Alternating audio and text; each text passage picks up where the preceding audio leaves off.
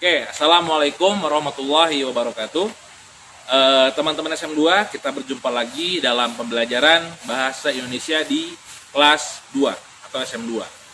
Nah, kali ini teman-teman, Pak Edwin akan menjelaskan tentang bagaimana cara kita mencari pokok-pokok berita.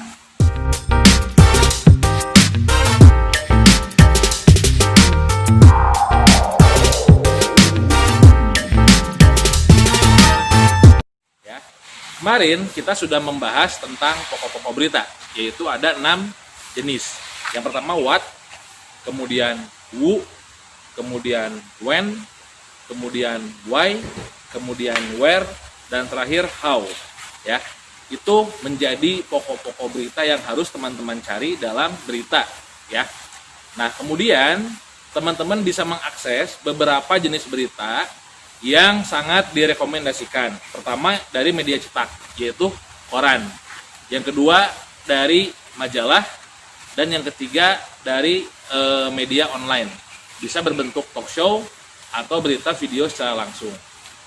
Nah, kali ini yang harus teman-teman lakukan adalah teman-teman mengetahui bagaimana cara mencari pokok berita yang benar atau yang tepat.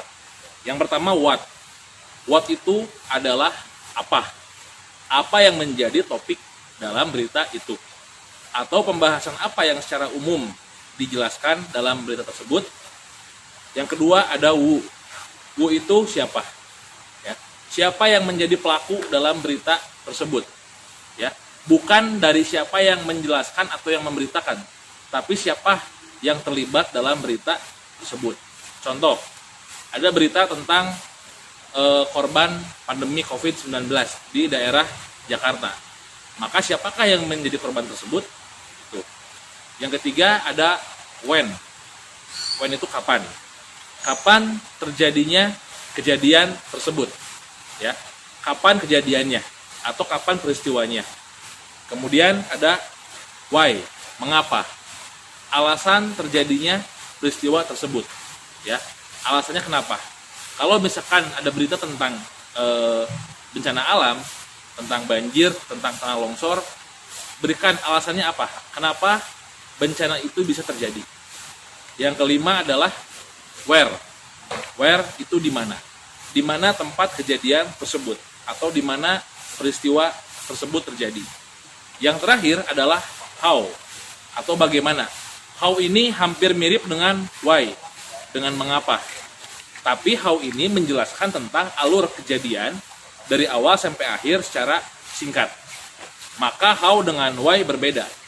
Why hanya menyertakan alasan saja, tapi how ini menyertakan alur peristiwa dari awal sampai akhir, sehingga terjadi sebuah how atau bagaimana. Itu adalah cara teman-teman mencari tentang pokok berita. Kemudian tahap yang kedua, teman-teman harus menuliskan berita itu dalam bentuk bahasa yang baik dan benar, atau bahasa kita sehari-hari adalah bahasa formal. Contoh, ya, tokoh yang menjadi korban dalam peristiwa itu adalah Pak Lurah. Maka kata yang itu tidak boleh disingkat menjadi YG dalam teks. Ya. Kemudian jika Anda mewawancarai orang, Anda tidak boleh mewawancarai dengan bahasa sehari-hari. Contoh, Pak lagi apa? Itu tidak boleh. Ya, yang benar adalah Bapak sedang apa, seperti itu. Itu contoh dalam ragam bahasa, bahasa tulis dan bahasa lisan. Kedua bahasa itu harus digunakan dengan bahasa yang baku. Ya. Kemudian yang ketiga, nanti ada contoh tentang berita yang baik dan benar. Pak Edwin mengambil dari laman Kompas, laman Tempo, dan laman iNews. Ya. Nanti akan disertakan dalam Google Classroom linknya. Ya. Sementara itu dulu untuk materi hari ini, yaitu bagaimana cara mencari pokok berita dan bagaimana berita itu disampaikan dengan baik dan benar. Ya, itu saja teman-teman. Terima kasih banyak dari Pak Edwin.